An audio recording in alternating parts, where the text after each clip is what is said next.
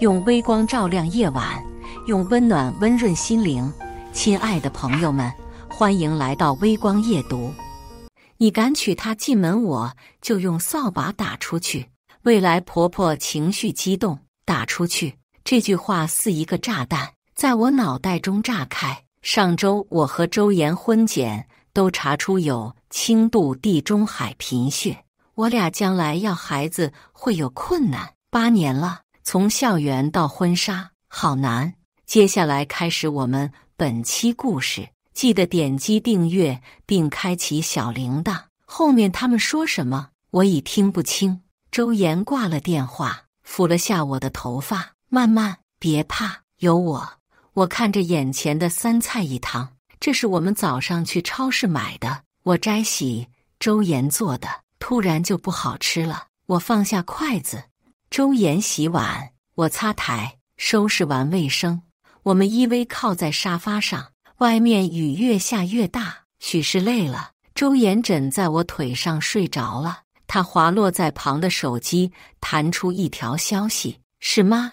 我验证指纹后点开，阿言，别怪妈说话难听，以后你就懂了。都说毕业季，也叫分手季。毕业典礼那天，他嗅了嗅我手上的手捧花，嘴角上扬。李曼在哪儿，周岩就在哪儿。他放弃了一份上海的 offer， 陪我留在了广州。5年了，周岩只要有空就来接我下班，每个休息日都被他承包。可是他的家庭不接受我，他妈妈好凶。昨晚我妈告诉我，我和他之间的阻力不会小。末了还补充一句，这样也好，不用远嫁。我还天真的想，有这么严重吗？我的腿有点麻，伸手够了个抱枕递到他颈下，动作很轻，他却醒了。他转了个身平躺，伸手刮了刮我的下巴，梦见我俩去云南拍婚纱照了。你睡过头，摄影师都气恼了。周岩总是这么乐观。我俯身轻啄了他的唇，那你可要叫醒我。我起身，我去个洗手间，关上门，看着镜子里的自己，胆小懦弱。在这段感情里，我感到内疚。晚上我们去了新开的时代广场，我倚在栏杆上看漫天的气球雨和那些兴奋的孩童。周岩感受到我心不在焉，他把吸管插入我点的霸气美美，递给我。曼曼，我认定你了，从你答应做我女朋友那天。周围人声鼎沸，我心里出现了2个声音，一个声音说嫁给他，另一个声音说未来的路没那么理想化。这句话恍然从我嘴里挤出来。周岩搂着我的手收紧了些，倏地松开，双手捧起我的脸，一字一顿，信我。我靠在他肩上嗯了一声。明天他要飞北京开会。我吸了一大口梅梅，我们走吧。春节来临，我调休了，提前回家了。我需要重新审视我和他能否共度余生。我俩是相爱的，可是到了结婚，将来少不了面对公婆。如果公婆坚决反对，周岩会怎么选？如果我们终究没有孩子，周岩还会爱我吗？回家后，爸妈都心照不宣的不提周岩。我在爸妈的羽翼下长大，抑制住了青春期的悸动，向着目标行进，如愿考上了重点大学。大2时接受了周岩的追求，谈起了甜甜的恋爱，而他是我的初恋。我戴上口罩，扫着天花板，我妈拿着扫帚扫着暴露出来的卫生死角。小曼，你还记得大姨邻居家的儿子吗？不知道。他把垃圾倒进垃圾桶，敲了敲。你一说，你琴姐结婚后，他呀来家里可勤。我从人字梯上下来，妈，你到底想说什么呀？我妈把梯子移到另一处。他喜欢你，老跟你一问起你，这不知道你有男朋友，我们才没跟你提。现在我又爬上了梯子，把扫把递给我。见我妈还望着我，妈，我没兴趣。我满心满眼都是周岩，哪里会考虑别人？年年8，我陪妈妈去了市里看逛花街，集市上人头攒动，一片喜气洋洋的气氛。街上太吵了，问档口老板花怎么卖，喊了几次才听见。我拿出手机扫码的时候，看到有3个未接来电，他回到住处了。还有条未读消息：李曼，各自冷静一下，好吗？我点了发送，他的消息像支箭，射中了缩在硬壳里的我，一吃痛，再无法掩藏。我的眼泪簌簌地掉在我抱着的蝴蝶兰上。我妈接过花，放回去，眉头拧作一团，手忙脚乱，扯出纸巾给我，可我控制不住，抽泣了起来。周遭的人向我投来异样的目光，又不好意思地转移了。我妈向摊主致了歉，抄起先前选购的对联，拉着我穿出了人群。等我平复心情后，我妈见小王，我摇头，人品家境都不错，又是本地人，我们放心。周岩家虽然远，可我们以后大概还是在广州生活的。说完，我擤出了一大把鼻涕。我想说服妈妈，可我自己都不确定。除夕夜，爸妈在忙活年夜饭，我全在沙发里躲懒。开饭前，我妈拿出香烛，把准备好的吃食摆放整齐，向我招手：“快过来！”拜完我们就开饭了。我爸点燃了一根香，把火光摇灭后，用香把纸泡引燃。噼里啪啦声中腾起一圈一圈的烟雾，双手合十，祭祖祈福。李碧，我妈，今晚你姨领小王过来坐坐。妈，你什么你？过完年你都30了，见见能有什么坏处？才不见！再说了，我才29。哼！吃完饭，我刷完碗，给发小发消息约吗？男朋友接我吃烧烤，害羞。大过年的，竟无处可去。再看我妈，真联系我姨。妈，你女儿我温柔漂亮有才华，这什么急？你懂什么？他们晚点到，你就在家别出去啊。丢，算了，躲进房间，一机在手，天下我有。2集剧集播完，想去解个手，顺便去拿点零食上来。会员总是精彩即刻开始。连个上厕所的时间都没有，竖起耳朵听下外边没动静。我举着手机下楼了，往盘子里放了芒果干、开心果2、4、6个砂糖橘，差不多了。小王呀，这边，我闪，关上洗手间门，调低音量，静观其变。一阵寒暄之后，安静的只剩春晚主持人的声音。大姨发话了：“小曼，你在哪？”哎，我拉肚子。此话一出，好像有点不合时宜。我妈赶紧圆场：“小曼她呀，害羞，加上啊，你们说的有点社恐。”呵呵呵，社恐，社死好吗？我的妈，不会解围，咱别硬解。而我什么时候出去好呢？演唱节目告一段落，主持人的声音再次响起，屏幕亮起：“你能送我吗？王宽，我们什么时候加的好友？”上一条聊天消息是2021年5月1日，我给他发过酒店定位。表姐婚礼那天，他载过我和伴娘去酒店。仔细回想，婚宴我们坐一桌，但没什么交集。2分钟后，要不我留下来跨年？调皮。我把手机往洗手台上一拍，开门出去了。我去到大姨身旁，往沙发扶手上一坐。大姨，好久不见。大姨拍拍我的手：“小曼，你还好吧？”我回以微笑，继而往王宽方向看了一眼。板寸头，皮肤黑，对上我的眼神，他蓦地起身：“叔叔阿姨，今天很开心，有空也来我家坐坐。”我也跟着起身，大家都让我送他出来院子。我抢先开口：“我有男朋友。”王宽转身扯了扯嘴角，眼睛一眯：“我知道。”他上前一步，抬手扯紧我身上的加厚珊瑚绒衣领：“快进去吧，外面冷。”靠近了，身上的烟味直钻我鼻孔。我呛咳了2声，往后退。王宽收回他的手，插进了口袋。我就是来碰运气的，我运气不好，没早点遇见你。新年快乐呀，李曼。那个，今天是我妈他们做的不对，抱歉，你以后别来了。他耸耸肩，上车了。我蹲在地上，有人放烟花，绚丽的颜色照亮了夜空。突然好想周岩，周岩身上有好闻的味道，清清爽爽的，靠在他怀里，一抬头，一张干净的脸。疫情放开的时候，我和周岩都第一波阳了，高烧，我头痛欲裂，加上痛经，我吃了1粒布洛芬缓释胶囊续命。痛经女孩止痛药是常备，只是没有囤货，只剩半盒。看周岩吞刀片般难受，我告诉他，这个药1粒管好几个小时，这还12粒呢，你快吃，我肚子第2天就不痛了的。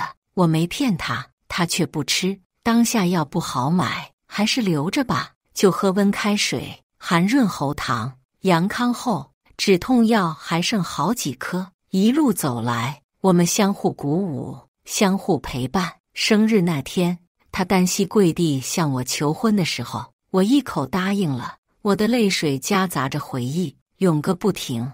我妈过来了也没察觉，直到她把我粘在脸上的碎发勾在耳后。小曼，你和小周有缘无分啊，地贫这东西没得医，事实如此，咱得接受。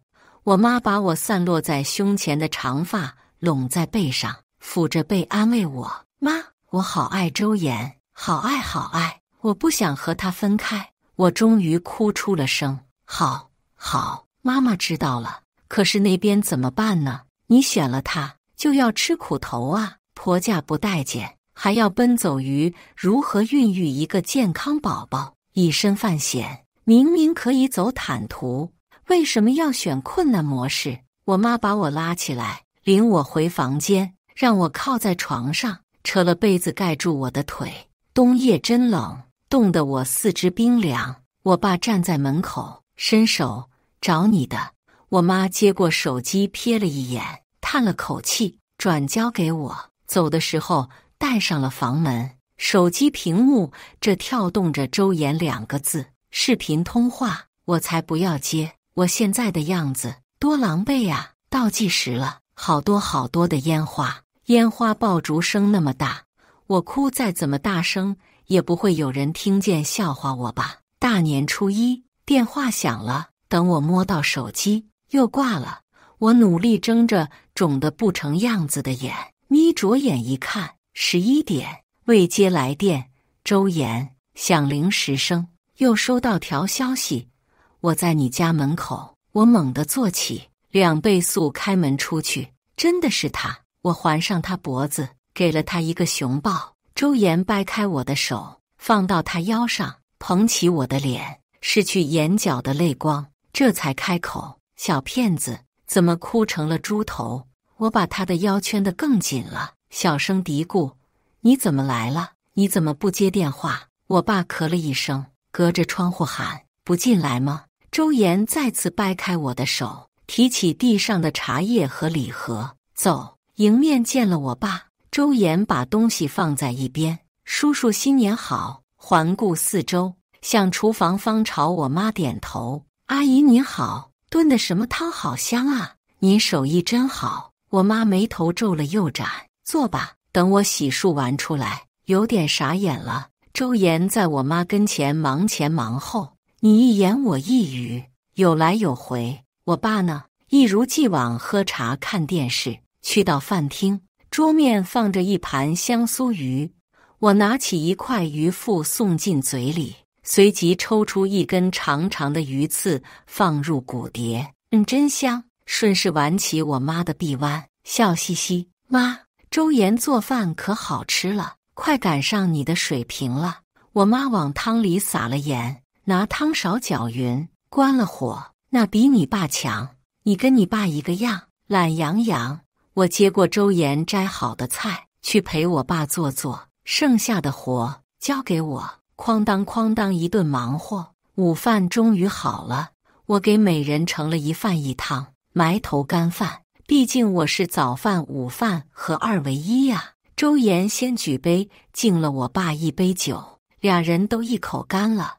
我怕我爸以为周岩跟他一样好酒量，赶紧解释：“爸妈，你们别劝酒啊。”周岩：“可，不会喝酒。”我妈拍着我背，叫我慢点吃，脸上浮现笑意：“不会喝酒好，看你爸贪杯伤身。”听到这话，我爸自顾自满上了一杯，哼哧下肚，提筷开始吃菜。周岩见状，给我夹了个鸡腿，不紧不慢。看来小曼酒量好是随爸爸，女孩子酒量好，在职场上不吃亏，是不吃亏，还挺吃香。我能喝，却不爱喝。叔叔阿姨，今天我来拜访你们，就是来表个态度和决心。我爸放下筷子，我也不好再吃了。父母对我和小曼的感情归属有投票权，却没有决定权。我知道我们要小孩有困难，也不是完全没有希望的，只是不论是产前诊断的压力，还是做3代试管的压力，这其中艰辛，大部分全由女性承担了。说到这，3人目光都落在我身上。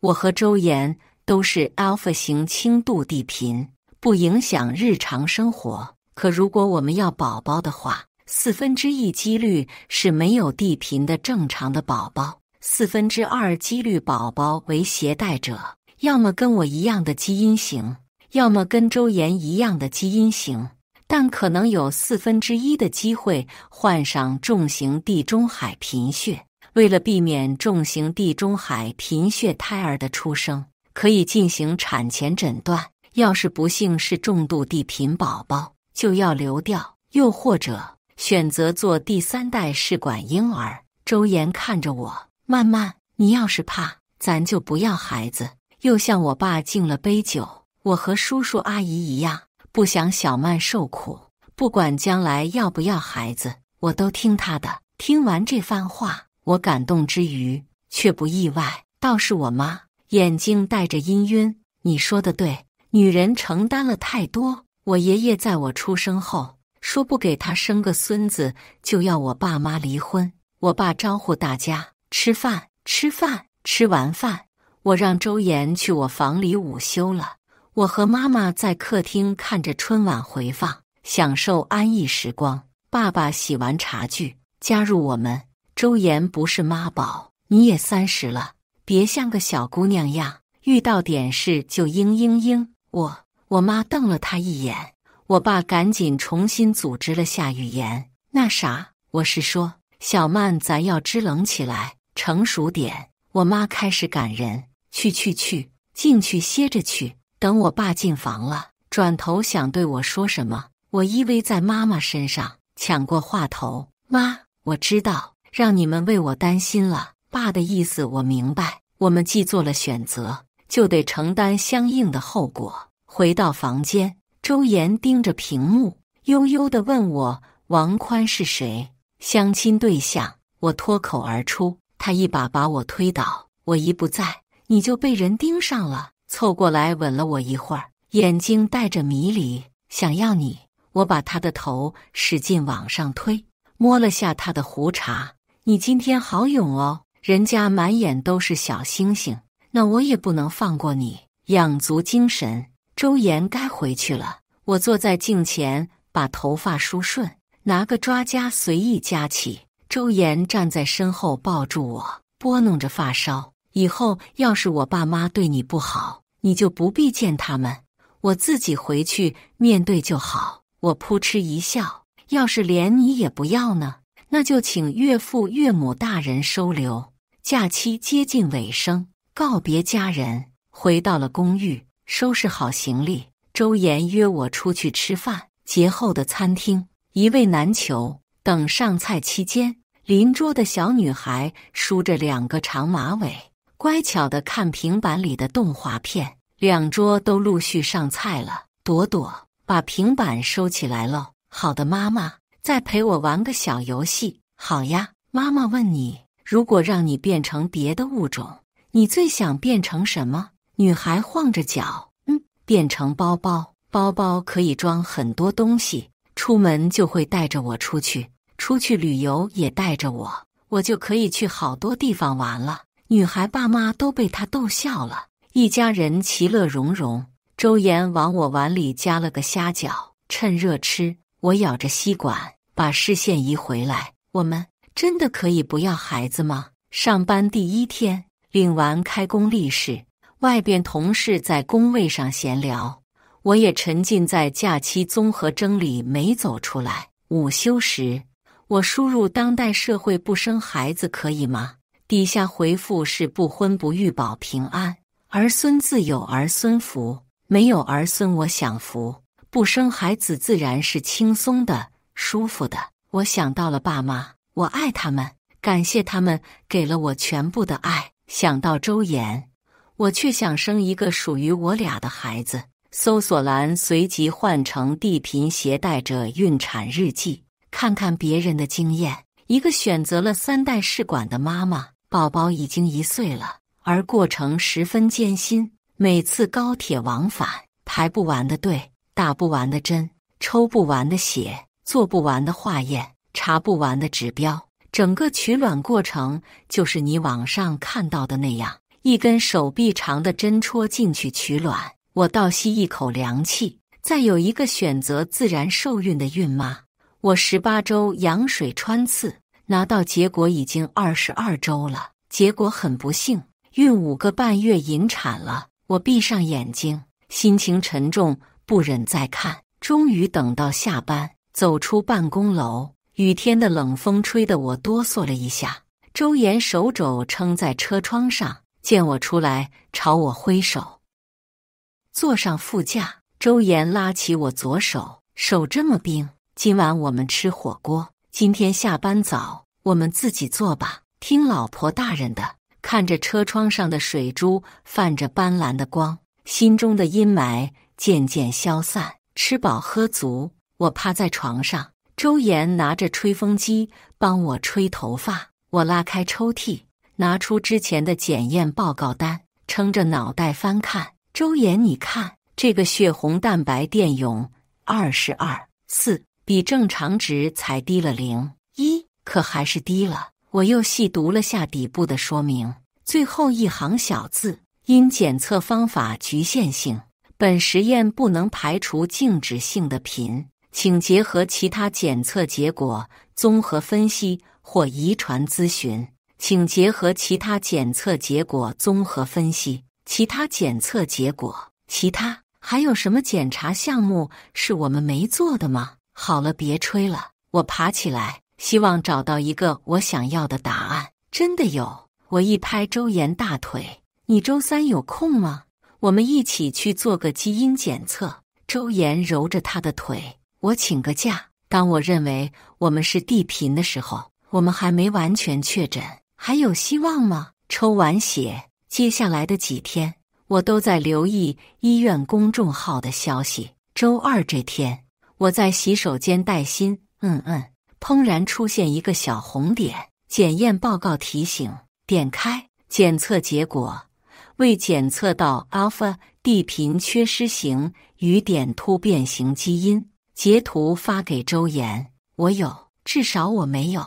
我开门出来，脚有点麻，不然我肯定跳起来了。上天还是眷顾我，还是要把结果拿给医生看，到底怎么回事？医生年纪不大，头发郁郁葱葱。从基因检测结果来看，你没有地贫。我心里的石头落了地。若父母只有一方携带致病变异，每次生育，子女有50%几率的成为携带者，但都不会患病。医生看着我们，一个没有，一个有。地贫注意事项，你们都了解过了吧？了解过了。目光回到电脑屏幕。好，再给你查下铁代谢指标。好，谢谢医生。考虑到我经血量大，医生给我开了多维铁口服溶液回去喝。离开诊室，我跟个小鸟一样，在周岩身边叽叽喳喳。好戏剧啊，真的发生在我们身上，你敢信？这下你妈该不会反对我们了吧？我说了一路，周岩不时回个嗯。周岩打开车门，把我推上车，离开停车场。周岩开到了江边停下，街上的木棉花火红一片，地面也有零星几朵刚掉落的花朵。啪嗒一声，一朵娇艳的花砸在挡风玻璃上，滚在前盖上停下了。我解开安全带想去捡，周岩按住我，别动，我打个电话。我瞄了一眼，打给他妈的，响了2声，电话接通。终于舍得给你妈打电话了，大过年的喊你滚出去，你就真滚了。滚！年初1周岩离家出走。妈，你爸说的对，儿大不由娘。我呀，老了，我就跟你蔡阿姨呀一起抱团旅游去。她女儿嫁去了国外，我们同病相怜。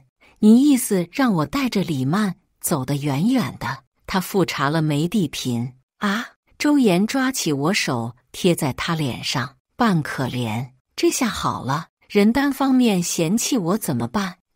周岩掐断了电话，往我手背上亲了一口。慢慢你看，我妈爱感人，你怨她吗？人都是自私的。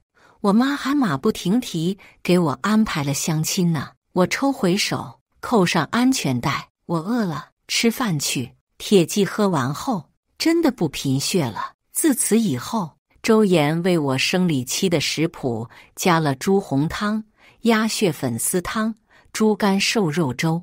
樱花盛开的时候，我们去了大理。古城对岸的风车在高山屹立旋转，高山的杜鹃令人炫目。我趴在周岩背上，凑到他耳边，亲爱的，蹲下。他不明所以，还是蹲下了。我坐到他肩上，他扎着马步缓缓站起，扶着我的膝盖，微仰着头看我。你还挺重。我拖着他的大 V 脸，乐得合不拢嘴。不远处有棵比房子还高的树，小时候外婆家也有棵这么高的桃树。我爬上去捉过知了。周岩，我要上树。在他托举下，我不费什么功夫就上去了。我抱着树干，在树上唱歌。周岩双臂交织环于胸前，饶有兴致。你是属猪的还是属猴的？回去后约个时间，我爸妈上门提亲。虽然我们谈了很久的恋爱，父母分别都很熟悉我们的存在，他们却从未碰过面，彼此都很陌生。周岩爸爸是怎样的人？以前刷到的家长见面就闹掰的推文浮现，爱情落到婚姻里似乎不浪漫了。周岩，结婚好累哦，你答应了要嫁给我的，别想逃。周岩张开双臂，下来还有许多景色，我们去看。我跳下去，撞个满怀。拍摄结束，我对成片非常满意。漫游古城的、信布尔海边的，多是摄影师抓拍，天气好的不行。整体是淡淡的自然的色调。工作之余，开始谋划如何成功举办一场顺利的家长见面会。为了提前应对家长见面会上可能出现的各种状况，我们做功课的刻苦程度不亚于写毕业论文。各种注意事项我们都牢记于心了，相应的对策也要有。当我妈听说亲家要来，买了鱼回来养，鱼缸空着不好看，又说要做些特色菜，表表心意。按我妈的性子，搞卫生怕是要搞1个星期。我忙摆手，妈，省了做饭的时间，您才有更多时间坐下来聊啊。再者，周岩妈妈自己就是饭店老板，出去吃更妥当。选好日期，周岩给他爸妈订车票和酒店，我凑过去。周岩，就选在荔湾区吃饭吧，离咱近。周五，我上车坐好，周岩却没有启动。我在这坐了1下午了，我失业了。慢慢，周岩脸上淡淡的。俗话说，人生没有过不去的火焰山，但人生有过不完的火焰山。好饿哦，你饿不饿？去吃小龙虾。大环境如此，我该怎么宽慰他呢？周岩包着下，一言不发。我想念他往日神采奕奕的样子。周岩，要不你就做我的专职司机。我喝着椰青，翘着二郎腿，我呢，争取拼拼事业，朝他露出我的小虎牙。将来他要是相妻教子，也不是不行啊。我妈有租收，爸妈那边没压力，一幅父慈子孝的画面浮上心头。周岩端起他的椰青，跟我碰了个耶，跟我回福州。我的主管之位还没做热乎呢，毕业第1年，月薪8000，摸爬滚打，如今税后2万，绩效和奖金十分可观。待遇虽比不上周岩，却也是我努力工作得来的。当什么小主管，回去当老板娘，回去啃老。周日上午，荔枝湾在园林酒家订的房里，我和爸妈先到，周岩和爸妈后到。周岩妈妈一身深玫红色连衣裙，包裹着丰满的3围，齐耳卷发，笑意盈盈。亲家，你们好，你们好。对上我的目光，周岩妈妈有一丝短暂错愕。阿姨，你好，快请坐。哎，好，好。随即笑的眼睛眯成了一条线，露出一口大白牙。他们在谁来点菜推来推去的时候，我自告奋勇。周岩爸爸喜清淡，我爸妈也喜清淡，好办。周岩妈妈喜辣，来2个辣味。菜很快上齐。周岩妈妈拿起公筷夹菜到我碗里。小曼呀，之前有些误会，都过去了。我笑着给她添了茶。谢谢您和叔叔把周岩培养得这么优秀。周岩准备了瓶好酒。至第2巡，2位爸爸开启了互夸模式。小曼老好了，我听闻小曼产品设计拿了金奖。周岩这小子有眼光。哎，周岩年轻有为，对小曼又体贴，我们也很放心呀。我妈举杯，孩子幸福，咱就幸福，几人复议。是，一并感到幸福，就是最大的幸福。周岩就当服务员的角色，添茶倒水。亲家母，加个微信号，早该加了，有啥事多联系。婚礼细节，婚后住呢，该谈的都谈了。父母为了我们的幸福和谐，也都一一接受，没有狗血，没有掰扯。Plan 没用上， Plan B 也没用上。离席时他们两聊起来了，我和周岩走在后面。周岩结完账，接过小票。小曼，合作方邀我过去当总助，我老公好厉害，么。哎，我的小主管保住了。婚礼上宾客满堂，司仪热情洋溢。我宣布，新婚庆典现在开始，让我们以最热烈的掌声请2位新人登场。那年，我坐在操场的长椅上，喝着汽水。那时的他穿着白 T， 在球场上挥洒汗水。那时的我不曾想过，这个男孩就是此刻我拖着白纱挽着的男人。新婚之夜，宾客散去，第一件事就是拆发髻。卸妆，头皮扯得生疼。新娘子5点钟就要起床，化妆打扮的痛水懂啊！抹完脸，擦干头发，泡在浴缸里，兴奋了一天的神经得到缓和。周岩拉开门，探个头，咧着嘴笑。进来后又把门拉上。你不是洗完了吗？周岩也不搭话，解开浴袍，抬脚而入，半缸水都被他挤出去了。他把头埋在脖颈。老婆，你好香，好软衣。看着眼前这个身心交互的男人，我喃喃自语：周先生，谢谢你不放弃。周岩头也不抬，喘了口粗气。周太太，谢谢你不嫌弃。故事完，接下来是我们本期第2个故事。记得点击订阅并开启小铃铛。婆婆再婚怀孕后，想让我伺候她坐月子，我没同意，她就各种作妖，让她儿子跟我离婚。离就离，这种男人我也受够了，直接打包赶出门，睡大马路去吧。我妈怀孕了，我抬头惊讶地看向老公，你妈不都40多岁了，怎么还怀上了？张瑶一脸苦笑，现在2胎政策开放40多岁怀孕的大有人在，你把次卧收拾下，我妈过几天要来住几个月。”张瑶说完这话就离开了，我心里有些不是滋味。我婆婆她也是个非常能折腾的人，在我老公上初中的时候，她就跟公公离了婚。去年我怀孕的时候，原本老公是打算让婆婆来照顾怀孕的我，谁想到婆婆却突然提出要结婚，对方是她在跳广场舞时认识的同小区的李大爷。俗话说得好，天要下雨，娘要嫁人，谁都拦不住，更何况做儿子不管，我这做儿媳妇的更不能去插手。无奈之下，我只能找来我妈，让她照顾怀孕的我，最后连月子都是我妈给做的。婆婆全程就出现过一次，她来时拎了一筐鸡蛋，临走的时候还从我家里打包几盒补品走。我的孩子才3个多月，现在老公又要多一个跟他孩子一样大的弟弟或者妹妹，想想就闹心。正当我生气的时候，我妈发来视频，我将刚才婆婆的情况告诉了她。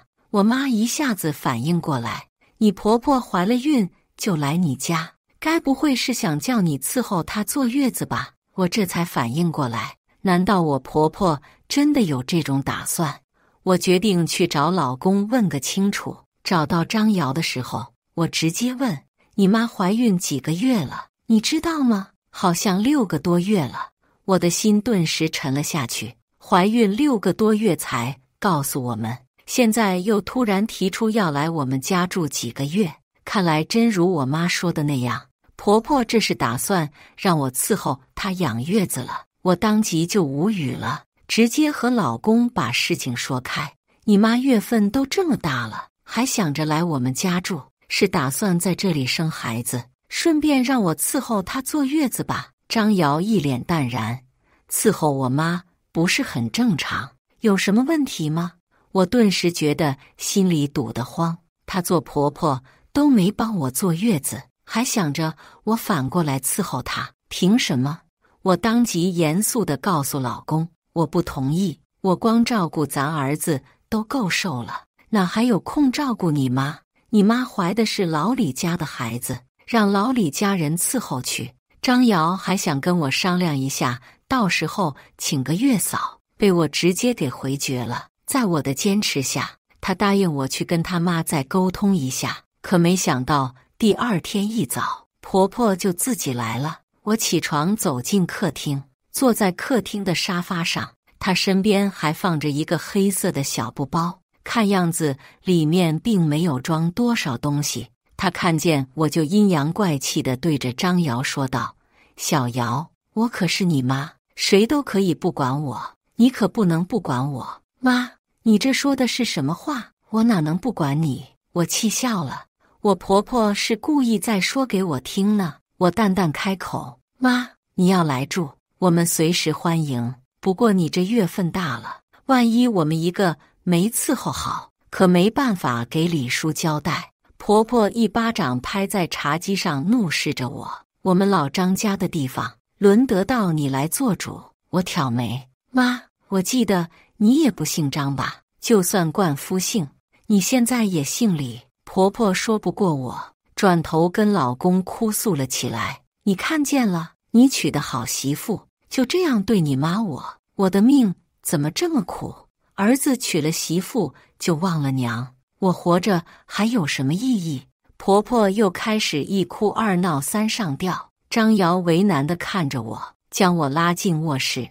我妈好不容易来一趟，不如就先让她住几天。望着老公一脸为难，我只能先妥协，先让婆婆住2天，再想办法把这尊大佛给请走。第2天早上，老公刚走出门去上班，婆婆便趾高气扬对我说道：“我吃饭讲究，中午你做饭的时候得有鱼有肉，那鱼必须得是活鱼，听见吗？再给我买点水果，听说最近榴莲不错，你买个回来。”我气笑了，她还真把自己当菩萨，准备让我供着吗？我越想越气，准备等着晚上老公回来了，我再跟他好好商量这事。可我没想到，晚上老公一回来，就被婆婆抢先拉进了次卧。等老公从次卧出来的时候，便黑着一脸，满脸愤怒地盯着我吼道：“陈小旭，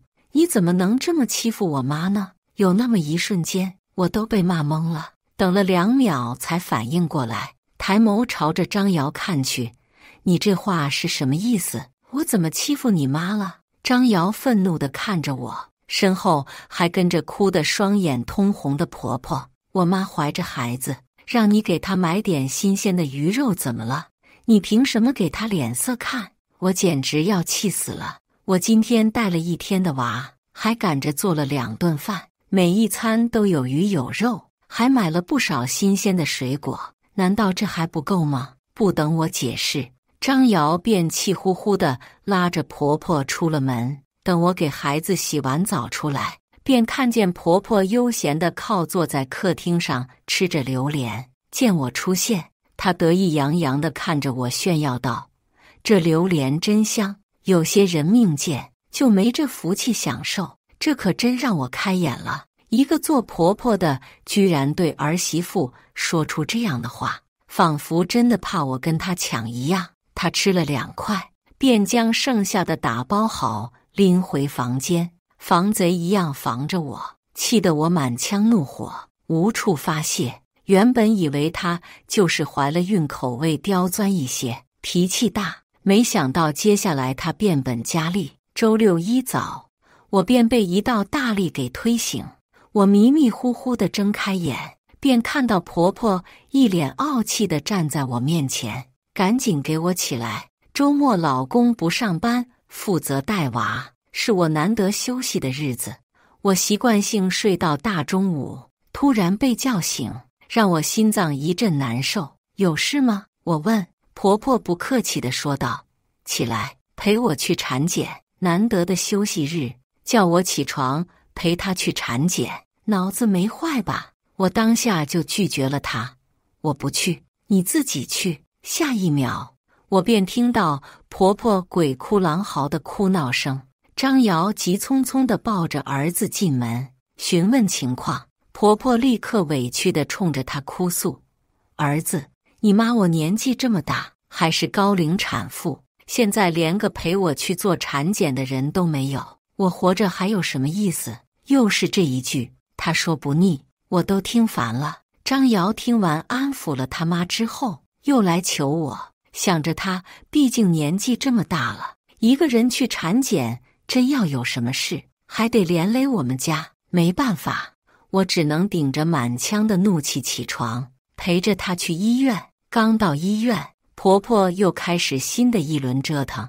她走到一旁凳子上坐着，将医保卡递给了我，让我去打预约单。看在她还挺着个大肚子的份上，我便决定忍一忍，帮她跑了腿。到了自助机上，我才发现医保卡里没有1分钱，开了一堆检查项目，要打印出来就必须先结算。我找到婆婆，问她用什么方式支付，她就跟失聪一样低头玩手机，无论我怎么喊她都不理我，气得我恨不得一把夺下她手上的手机，砸在她的脑袋上。看她这状态，我心里明白过来，难怪逼着我陪她来产检，这是打算叫我付钱当冤大头。我索性一屁股坐下，什么都不管了。不掏钱，那就不要做检查好了，反正错过产检的人也不是我。几分钟后，张瑶的电话来了：“老婆，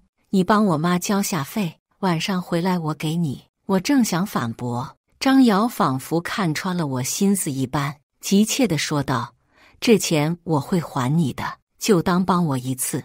公司临时有点事，喊我加个班，先这样吧。”望着被挂断的电话，我气得太阳穴一阵发胀。他的钱还不是我的钱，他还好意思说还我？拿什么还？我侧眸的时候，恰好看到婆婆脸上来不及收起的得意笑容，我瞬间明白，又是这座妖婆在背后闹的把戏。我心里在气，眼下也只能给她先交了产检费，不然回去还不知道得怎么闹呢。预约单打出来后，婆婆又开始各种使唤我，一下子让我给她倒水，一下子让我替她排队，稍有不满意就打电话给她儿子投诉。我原本不想理会，可是顶不住老公的哀求。张瑶说她早上还赶着给公司交任务，又独自在家带着孩子，若是耽误了工作会被开除，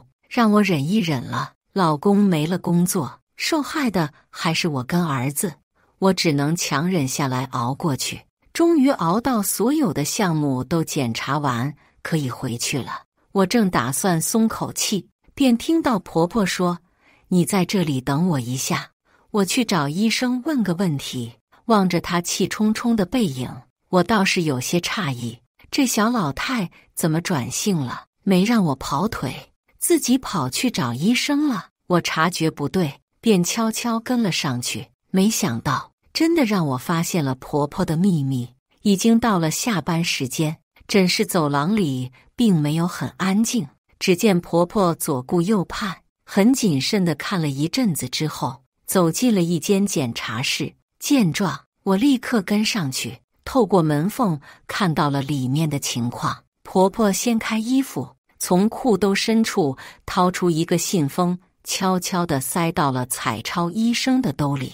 随后便听见那医生笑着说道：“是个好宝贝。”两人交谈完，我立刻加快速度回到了原来的位置。几秒后，便见婆婆脸色铁青地朝着我走来，一脸谁都欠她800万的表情。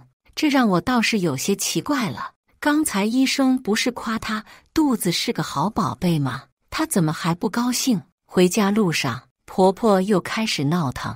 医院门口就有直达我们小区的地铁，她不坐，偏偏要求打车回来。不仅要我打车，还必须要求是专车。我没同意，反正我受够了，她爱闹就闹吧，实在不行就让她儿子来接她，我是没本事伺候了。我转身朝着地铁口的方向走去，不打算理会这老太婆。谁知道她居然又出新花样。婆婆一屁股坐在地上，顶着个大肚子开始哀嚎，瞬间吸引了不少过路人的目光。我命好苦呀！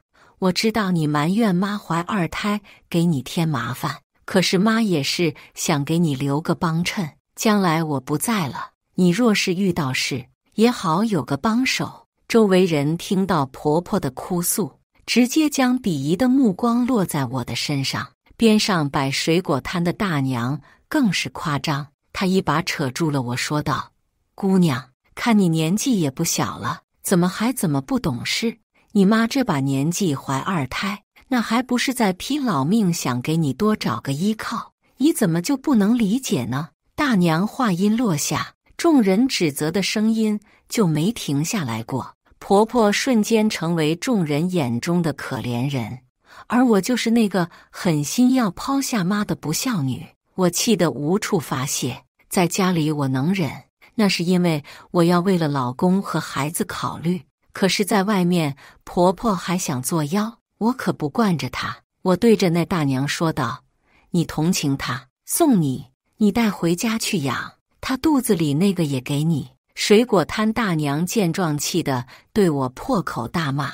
瞥见一旁婆婆眉眼间透着的得意模样，我满腔的怒火不断地上涌。你这么有爱，买张车票是乐山，叫大佛起来，你坐下吧。对完大娘，我转身就走，不管周围人如何说我都置之不理。几分钟后，刚才还撒泼耍赖的婆婆，最终还是跟了上来，让她花自己的钱打车，她才舍不得呢。就是想让我当这个冤大头，我才不惯着她。上了地铁，婆婆气呼呼地走到我身边坐下，恶狠狠地盯着我说道：“你给我等着，小心有报应。”我气急，直接回怼：“是，我会遭报应。”年纪轻轻守活寡的那种。婆婆愣了一下，才反应过来我在咒她儿子，气得要打我。最后被地铁车厢里的管理员给呵斥住，才没闹事。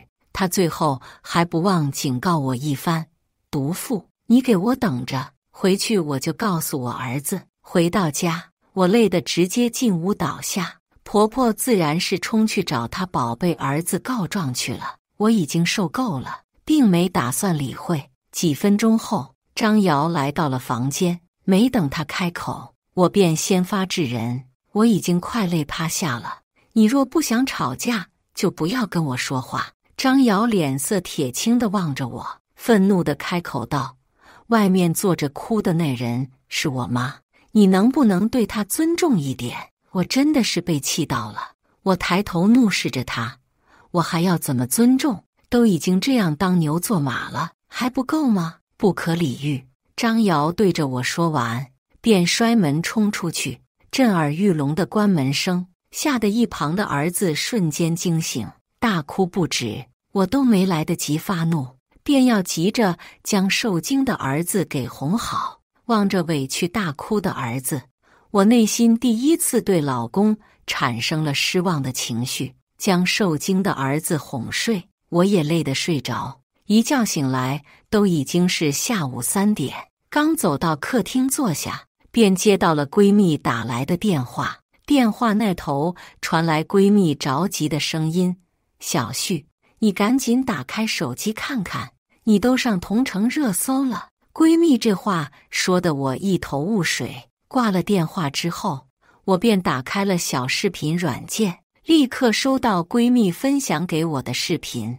没想到我早上在地铁口跟婆婆发生争执的事情，被人拍了视频传到网上去。路人误会我们是母女，而且是个恶毒的不孝女，因为母亲怀上2胎就抛弃她。视频的结尾还有婆婆委屈的哭诉，引来无数的同情。评论区一点开，全都是对我的谩骂和指责。看到那些文字，我气得咬紧了牙根，手指都在发抖。难怪婆婆说让我等着遭报应，原来她故意卖惨来黑我。这死老太婆实在太可恶了。开门声响起，婆婆哼着小曲，心情愉悦地从外面走回来。她瞥见我坐在沙发上，立刻冲着我翻白眼。有些人天生就是一副苦命相，看了让人倒胃口。我儿子带我吃大餐的好心情都被你这苦瓜脸给破坏了。我在这里气得半死，他倒好跟着我老公出去吃香喝辣，原本就满腔怒火，现在直接爆发出来。我将手机摔在他的面前，看看你干的好事。听到视频里播放出来的声音，婆婆表情还十分得意嚣张。谁让你欺负我，活该你被骂，早给我安排专车，可不就没这事了吗？她居然还敢这么说，真是极品到让我开了眼界。我受够了，我伸手指着大门的方向，对着她说道：立刻马上给我滚出去！听见我的话，婆婆脸拉得老长，凶神恶煞地看着我：小贱人，这是我儿子的家，谁给你的权利在这里大呼小叫？说完，她便冲上来，揪着我的头发，对着我拳头脚踢。她的动作太突然，速度太快，等我反应过来的时候，头发都被揪了几撮下来，疼得我瞬间红了眼眶。她不依不饶的还要扬手扇我，为了保护自己，我直接一把将她给推开。我几乎没用什么力，她却连连后退几步，最后直接摔倒在地上，大叫出声：哎呦，我的肚子疼死我了！我反应过来，正打算上前扶她，身后突然一道黑影冲了上来，瞬间将我撞开。是张瑶，她回来了。张瑶蹲在地上，小心翼翼地将他妈扶起来。他妈见张瑶回来，哭喊着说我打她，还想害她肚子里的孩子。张瑶愤怒地抬头瞪着我：陈小旭，你也是当妈的人了，你怎么能这么狠，把我妈往绝路上逼，最毒妇人心！你的良心是被狗吃了吗？面对老公不分青红皂白的一顿谩骂，我的内心失望透顶。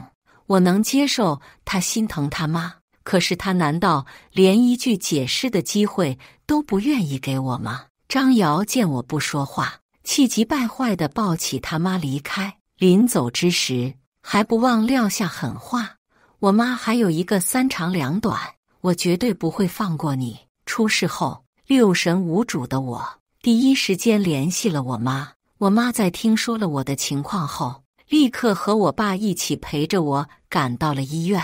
闺女，别太担心，不会有大事的。我们先去医院看看人怎样了。联系了张瑶，取得了医院地址后，我便跟我爸妈赶到了医院。在病房的走廊上，我看到了张瑶的继父李大爷。李大爷看见了我，立刻冲了上来：死丫头，就是你伤了我宝贝儿子，对不对？要是断了我们李家的根，我跟你拼命！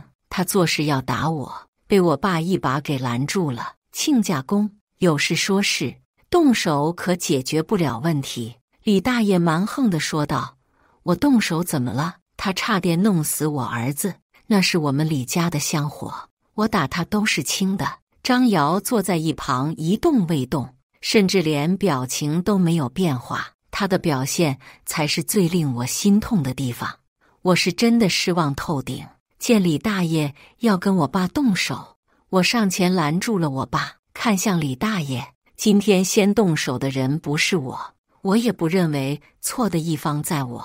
他若冲上来打我，我根本不会动手推他。我话还没说完，李大爷就吵吵地喊道：打你怎么了？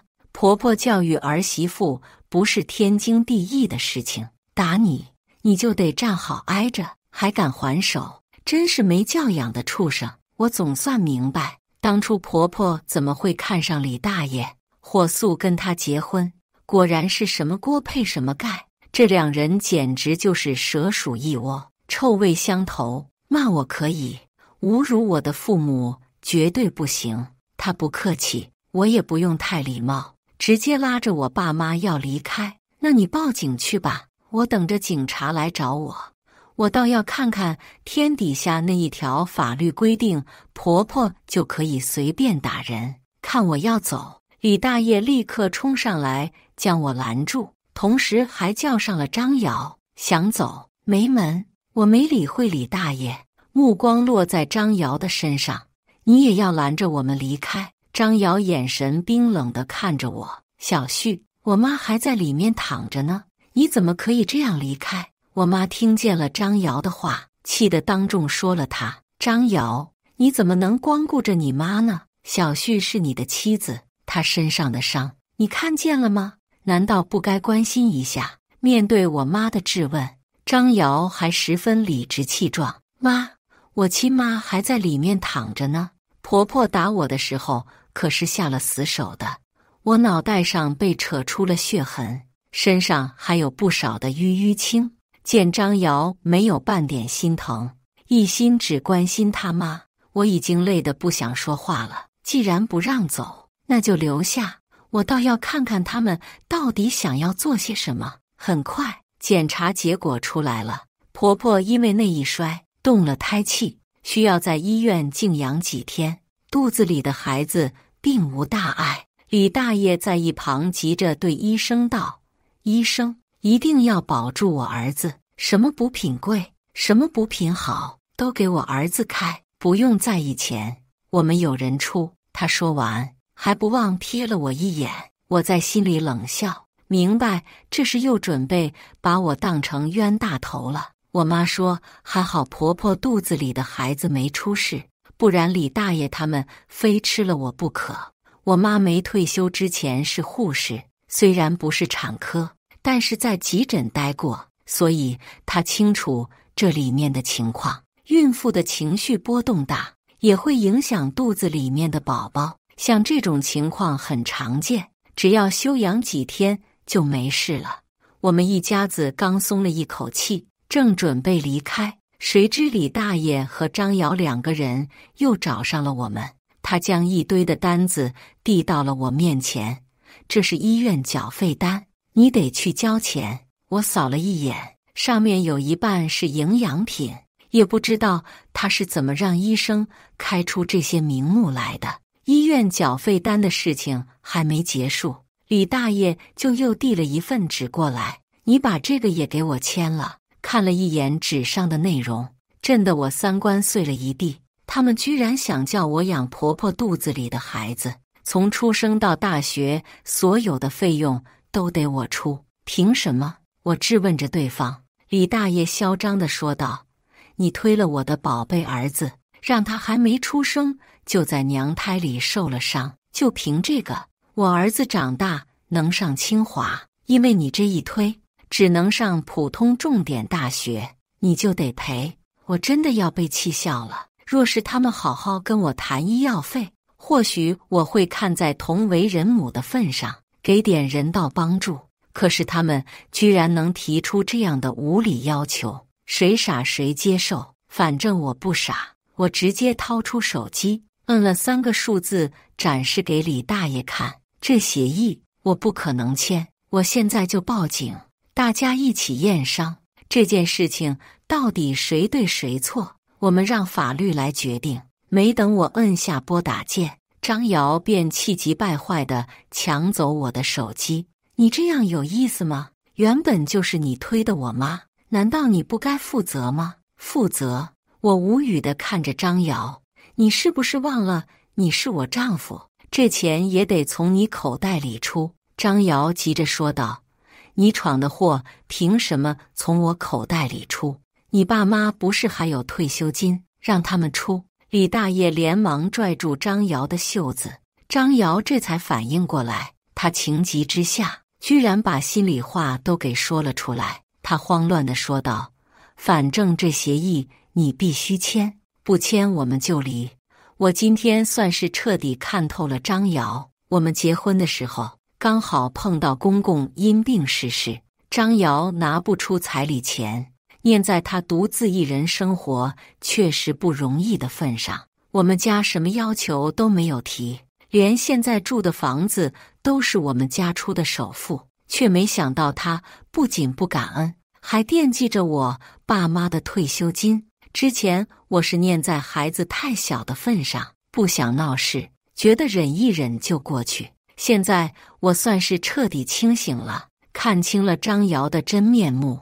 我失望地看着张瑶说道：那就离吧。张瑶愣了一下，似乎没想到我真的会同意离婚。李大爷见状，扯着嗓子吼道：离就离，小瑶有工作有前途，还怕没女人？倒是你一个离了婚的破鞋，没了我们小瑶还有谁要你？交谈间，检查完的婆婆从病房走了出来，指着张瑶吼道：跟他离，这婚必须得离，把他赶出家门，这赔偿的钱1分都不能少。面对着这极品的一家子，我半点难过的情绪都没有。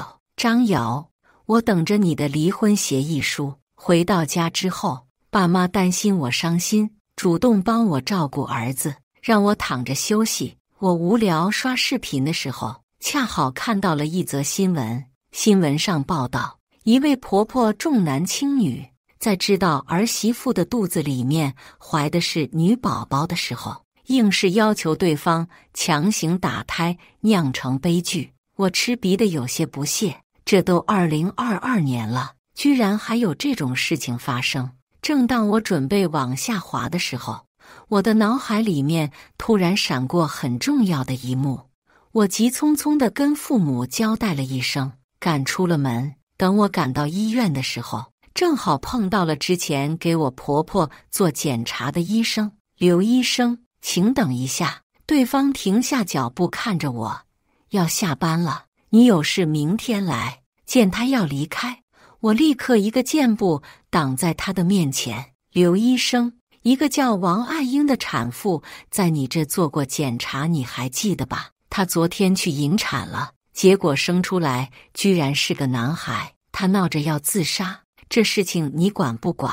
刘医生愣了一下，随后惊讶地看着我，满眼的震惊。这怎么可能？我给他看过，明明就是一个女孩，绝对不可能是男孩。我严肃地看着对方，你确定是女孩？你没看错？或许是被我的话给吓到了。刘医生急切地说道。王爱英那性子，我敢给她看错吗？我保证，绝对是女孩，没看错。求求你了，千万别来闹，我把钱退给你行不行？从刘医生那拿到了婆婆贿赂给她的红包后，我离开了这家不知名的私立医院。难怪婆婆当初在听到医生的回话之后，整个人的脸色都变了。原来这个好，并不是指她肚子里怀了一个好宝贝，好字拆开就是女子二字，暗示婆婆肚子里怀的是女孩子。李大爷家就生了2个女儿，现在就指望着婆婆给她生个儿子继承李家的香火。若是知道婆婆怀的是女孩，不知道会闹出什么事情来。我突然想到那天，我明明都没用力推婆婆，她硬是能够后退几步给摔了。当时我还觉得婆婆是不是故意想把事情闹大，陷害我。现在看来，事情或许没那么简单，很有可能是婆婆知道肚子里怀的是女儿，怕李大爷不肯养活她，这才想出认养协议，逼我签字，让我当这个冤大头。这老东西长得丑还玩得花，小把戏一套一套。我之前是看在丈夫和孩子的面子上，不跟他计较。现在离婚了，以后没有其他关系，那就没必要忍让了。他想让我当冤大头，那我就搞得他鸡飞狗跳。第2天一早，我便带着离婚协议书找到了张瑶。张瑶原本还以为我是说气话，看到我真的把离婚协议书搬出来，他倒是有些胆怯了。李大爷就在他身边，面色不善地瞪了我一眼，随后拉着他走到一旁，一阵嘀咕。几分钟后，张瑶回来了，他提出了2个条件：房子必须归我，认养协议你必须签。只要你答应这2个条件，我就答应你离婚。听到这话，我莫名想笑。房子的首付是我爸妈给的，他也好意思说要这房子。为了能够离婚，我决定先答应他。至于房子，我有办法拿回来。我爸妈的东西，我不可能就这样白白浪费给旁人。我可以答应你，不过我也要加一个条件。说完，我将目光落在李大爷的身上。张瑶还以为我惦记着房子，急着跟我说不可能。我算是彻底看清这渣男的丑恶嘴脸了。我压下内心的愤怒，告诉他们别急，听我说，我不是提房子，而是这认养协议。李大爷，你觉得这儿子和女儿有区别吗？李大爷说，当然有区别，儿子是香火，女儿大了那就是别人家的人。这都什么年头了，居然还有这样重男轻女的想法。也不知道这李大爷的女儿听见这话心里是什么感受。好，这认养协议我签，不过我得加一条，只要你妈肚子里生出来的是个儿子，能给李家延续香火，我就签。李大爷狐疑地看着我，眼神不断打量我。从他的表情里，我可以判断出来，我猜的没错。婆婆没告诉李大爷肚子里怀的是女孩的事情，我趁机激了对方一下。李大爷，还是你觉得这胎是女孩？你口口声声说我要断了你们李家的香火，才提出的这个条件，该不会根本就没香火可延续吧？你放屁！李大爷气得对着我破口大骂，狗嘴里吐不出象牙，老子这胎怀的就是儿子，那你敢签吗？我问。他激动地说道，签就签，谁怕谁。很快，我跟李大爷便签订了认养协议，同时张瑶还作为我们的担保人，也签上了对方的名字。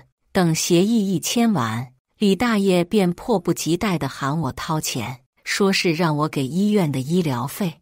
我扬了扬手上的认养协议，不急，等你儿子出生了，这钱我一次性全部给你。李大爷有些得意，他还想说话，却被我直接岔开了话题。张瑶，先去把离婚协议给办了吧。张瑶有些不情愿，我直接告诉他，不去就打官司，眼下谈的条件一切作废。他瞬间就急了，立刻带着我回家取了户口簿。当天我们就赶到了民政局，证件都带齐了，手续办得很快。房子给他，孩子太小，只能判给我。张瑶也不介意，毕竟他要上班，没人带孩子，还不如让孩子跟着我呢。和张瑶从民政局出来，我长长的叹了口气，2年的婚姻才开始便以这样的方式收场。我叫住了正准备离开的张瑶，她回头皱眉看着我，你还想怎样？冰冷的话语让人绝望。这男人的心果然比女人狠得多。既然他无情，那也别怪我无意了。张瑶，带我去医院看看你妈妈吧。这件事到这里，最大的错在我身上，我去跟他道个歉。或许见我满脸的真诚，张瑶点了点头，带着我去了医院。病房里，他妈看到我出现，立刻冷下脸来瞪着我，你这扫把星来这里做什么？还嫌害得我不够吗？我跟张瑶说想单独跟他妈道歉一下，让张瑶先出去。等张瑶一走，我立刻把协议单放到他妈的面前。协议我签了，等你肚子里的孩子生出来，抚养费我全包了。他妈瞬间喜笑颜开，得意地接过协议。哼，早就这样想不就好了，耽误大家功夫。我弯腰将手轻轻抚摸在他妈隆起的肚子上，轻柔地对着他的肚子说道：弟弟，你可得争气，你爸可说了，你要是不能给李家延续香火，就把你扔马桶里给溺了。说完，我一抬头便看到婆婆满脸的慌乱，我连忙安慰她，你也别多想，李大爷也就是说说，倒是这协议里他加了一条，得你生了儿子，这协议才能生效哦。什么？他妈情绪顿时就激动了起来，谁允许你们家的这个？这叫重男轻女，懂不懂？我差点没憋住笑场，原来他也知道重男轻女呀。李大爷可说了，你这胎一定是他们李家的香火，你要是觉得不是，你找李大爷商量去。他若敢去找李大爷说这肚子里可能不是男孩的事情，相信不用我出手，李大爷就能跟他闹起来。反正这协议已经签了，到时候他们想反悔也来不及，要怪就只能怪他们自己造孽。我对着他的肚子挥了挥手，弟弟，姐姐先走了，等以后有机会再来看你。望着婆婆那气得咬牙切齿，却又没有办法爆发出来的神情，我心情愉悦地走出病房。从医院出来，我又马不停蹄地赶回家，用电脑登录时下最热门的论坛，发了一篇求助帖。婆婆2婚怀孕，要求我给她坐月子，该怎么拒绝？或许是婆媳问题原本就特别有热度，我的帖子发上去没多久，瞬间就被顶上了热搜。下面无数的网友回复我，让我一定要清醒点，千万不要被家庭所蒙蔽，上了婆婆的当。眼看有效果，我立刻又将家里的监控视频截下来，放到了帖子下方。为了保证宝宝的安全，我们家客厅在宝宝出生的时候便安装了摄像头，没想到这回还派上了用场。因为没同意给婆婆坐月子，不仅被婆婆压着打了一顿，老公还逼着我离婚。原本帖子热度就不低，现在再加上视频的加持，瞬间被顶上了热搜。下面的网友炸了，离婚？这种男人不离，留着过年吗？建议博主保留视频，发起诉讼，维护自己的合法权益。不仅热评如潮，很快便有眼尖的网友通过视频找到前2天地铁口母女争执的视频下方。刚开始所有人都以为是母女吵架，没想到最后居然是婆媳矛盾。做儿媳妇的也没有义务给婆婆养二胎，又不是亲爹亲妈。网友不仅疯狂地辱骂婆婆不要脸，甚至还有人直接去人肉张瑶，很快便将他们的信息给找了出来。电话铃声打断了正在看评论的我，刚接起电话，那头便传来张瑶气急败坏的声音：“陈小旭，网络上的帖子是怎么回事？”他用一种非常凶狠口吻命令我：“你现在马上把帖子给删了，然后再出一个声明说这一切都是你乱编的。”我冷笑着说道：“让我删了？凭什么？你怎么不让你妈把视频给删了？那视频下面人怎么骂我的？你没有看见吗？”张瑶还理直气壮地说：“那视频又不是我妈发的，我妈怎么删？”我直接回怼回去：“要不是你妈故意误导，人家能发这个视频？按照你这说法，下面评论也不是我发的，那你让发评论的人删去。还有这事情是你妈惹出来的，找你妈来解决。”说完，我直接挂电话关机，不给张瑶任何机会。当天晚上，原本一直赖在医院不愿出来的婆婆，带着李大爷端坐在我家客厅的沙发上。见我进门，婆婆立刻朝着我瞪过来：“你现在立刻去把网上的帖子给删了，否则别怪我对你不客气。”我直接掏出手机打了报警电话。婆婆见我来真的，顿时急了，拍着大腿喊道：“你还敢报警？你以为报警我就会怕你吗？有本事就让警察来抓我，我在这里等着。”说完，她故意露出她那大肚子，那姿态如同手握尚方宝剑一样。我将父母安顿好，再从房间出来。警察到了，你们谁报的警？警察同志，是我。我指了指沙发上的两人。警察同志，他们冲到我家里威胁我。听见我的话，婆婆和李大爷顿时不干了，叫嚣着说我在网上诽谤他们，吵吵闹闹，让警察都没办法决断，只能将我们分开询问。询问我的是一名女警察。我哭诉着将婆婆诬陷我的视频拿了出来。女警察眼前瞬间一亮：“你就是那个被婆婆逼着坐月子的女人？”我点了点头：“就是我，这里是我娘家，外面的人是我婆婆和她二婚的丈夫，他们现在上门来就是威胁我的。”将事情说清楚后，连这位女警都同情我的遭遇，觉得婆婆太极品。经过调解，婆婆和李大爷被赶出了我家。警察还警告他们不许再上门闹事，若是下次再闹，就要带到警察局调解。婆婆听见这话，顿时就炸了。她仗着自己带着肚子开始撒泼，手舞足蹈的要抓警察，说他们处事不公。警察立刻对她发出警告：“女士，你有异议可以随时向上级机关反映投诉。现在请你配合我们的工作，否则我们将妨碍执法罪对你采取必要措施。”婆婆脸色狰狞地抄起拖鞋打过去，下一秒便被两个女警双手一扭，瞬间制服。婆婆又开始作妖，喊着肚子疼。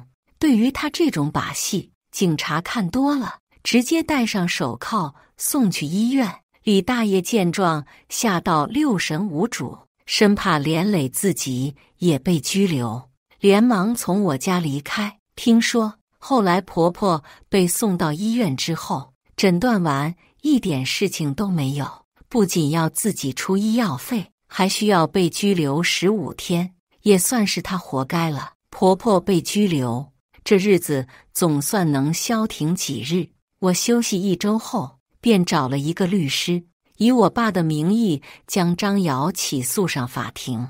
接到法院通知书后，张瑶第一时间打电话给我，他张口便是对我的谩骂：“陈小旭，你有病吧？说好不争房子的，你现在又起诉我，你这个女人怎么会这么恶心？等他骂爽了，我才不疾不徐地开口：“我是不跟你争房子，你付的贷款我1毛不要。不过你现在不是我爸的女婿，凭什么住着用我爸钱买的房子？我爸要把首付钱拿回来，有问题。”张瑶嚣张地叫嚣道：“你做梦！我一个子都不会给你的！哼，那我们就等着瞧。”说完，我便将电话给挂断。当初首付是直接用我爸的卡上划出去的，发票和刷卡机的票据我都留着。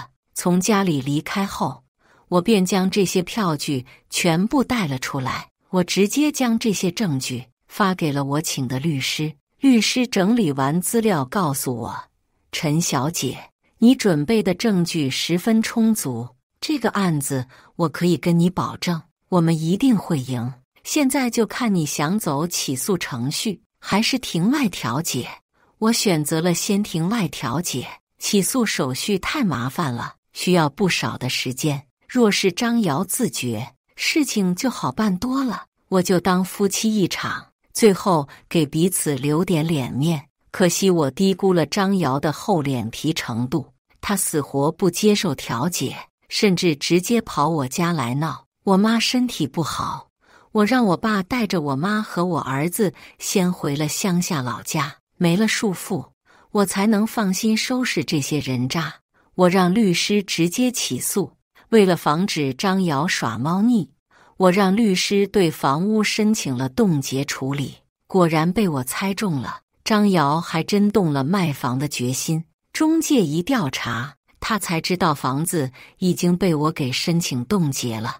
他气急败坏地冲来我家，堵在我家门口：“陈小旭，今天你要是不开门，我们谁也别活了。”等他说完话，我拉开了房门，他一个箭步要冲上来，被我抬脚挡在了门口。我把手机里的录音放出来，里面是他刚才威胁我的话：“张瑶，你要敢动我一根手指头，我现在就报警，让你进去跟你妈团聚。”有了他妈的前车之鉴，张瑶不敢太嚣张，咬牙切齿地看着：“你到底想怎样？只要你把我爸的钱还给我，我们就好聚好散。”张瑶见闹是没用，又气呼呼地离开。“你做梦，我死都不会给你，他死关我屁事，反正我只拿我该拿的那份。”几天后，我从发帖子的那条论坛上看到了婆婆那边最新的消息。听说婆婆从拘留所出来后，跟李大爷的2个女儿狠狠吵了一架。强大的网友不仅调查出李大爷家的背景，连他2个女儿也遭到了不少的白眼和辱骂。2个女儿一怒之下要把婆婆赶出李家，推搡间婆婆摔了一跤，导致早产。李大爷原本还心疼李家的香火，等孩子出生后发现是个女儿，她连医院都没进去，还扬言要跟婆婆离婚。最可怜的是那个新出生的早产儿，听说没人缴费，连药都用不上，只能在医院等死。扫了一眼消息，我便将界面直接关闭。可怜之人必有可恨之处，像婆婆这样人，连最基本的同情她都不配拥有。3个月后，我和张瑶的案子开庭了，结果我们毫无悬念地赢了案子。从法院出来，张瑶还叫嚣着说绝对不会给我钱，可他不知道，我早就申请了房屋法拍的申请。法拍得来的钱，扣除银行剩余的贷款和我爸付的首付后，留给张瑶的只有几千块钱，还不够他租房用。张瑶还想闹，我这边有理有据，还有法院判定的裁决书，他根本就没戏。现在张瑶不仅要自己掏钱租房，还得照顾被赶出家门的老母亲，还有一个一身病的新生儿，那生活比乞讨还不如。不过这些都跟我没关系，既然离了婚，我就要当一个好前任，绝不插手对方的任何事情。大雨滂沱的一天傍晚，我回到家，差点被蹲在门口的流浪汉吓蒙过去。“小旭，是我。”陌生熟悉的声音让我反应过来，我皱着眉看着前方几乎要认不出模样的张瑶。你来干嘛？我们的事情已经两清了。我话一说完，张瑶直接在我面前跪了下去，痛哭流涕地望着我。小旭，我错了，求你原谅我，我们复合好不好？我保证接下来一辈子对你好，再也不听我妈的蛊惑了。好个头！我能相信这渣男的鬼话？我才是脑袋被驴给踢了！你做梦！快滚吧！张瑶不依不饶地哀求。我态度依然坚决，不给他半点机会。见状，张瑶只能提出另一个要求：小旭，咱爸跟王总是老战友，让咱爸跟王总说说吧，别开除我。不管怎么说，我也是瑞瑞的爸爸，看在瑞瑞的面子上，帮我一下吧。我冷笑，现在想起我们的好了，一口一个咱爸叫的还真不要脸。当初算计我们家的时候，怎么没想过，连他这份体面的工作，都是因为我爸才有机会得到。原本这个岗位是留给我的，可张瑶毕业后没找到好工作，我便央求着我爸把机会让给了他。后来张瑶能在公司里不断上升，靠的也是我爸的关系。结果张瑶晋升后，便开始瞧不起我，嫌我在家带孩子不赚钱是拖累。现在他被开除，倒是想起我们来了，真是可笑。我冷脸对着张瑶：瑞瑞我会自己养活，你要还有点脸，以后别再来了，下次再让我看见你，别怪我不客气。说完，我便重重地将门关上，彻底不给张瑶机会。为了避免张瑶的纠缠，我带着从张瑶那拿回来的首付，重新买了一套小居室搬走。父母答应帮我照顾孩子，让我能自由地出去工作，每月有了固定的收入，不用再围着灶台烦恼柴米油盐。至于张瑶，后来从熟悉的朋友口中听说一点他的消息，失业以后，张瑶再也没办法在这座城市找到合适的工作。为了生活，他只能带着母亲回家种地。朋友说他现在日子过得很苦，早就没有了曾经的意气风发。朋友问我怎么看，我听完只是淡淡一笑。不相干的人，我就当个笑话，听过就忘。我美好的人生这才刚刚开始，活在当下，享受自己的美好人生就行。感谢大家的观看。本期影片大家觉得是第一个故事精彩，还是第二个故事精彩呢？欢迎大家在下方评论区讨论。如果你喜欢这类故事，记得点击订阅微光夜读，并分享给更多的人，这会对我帮助很大。再次感谢大家的观看。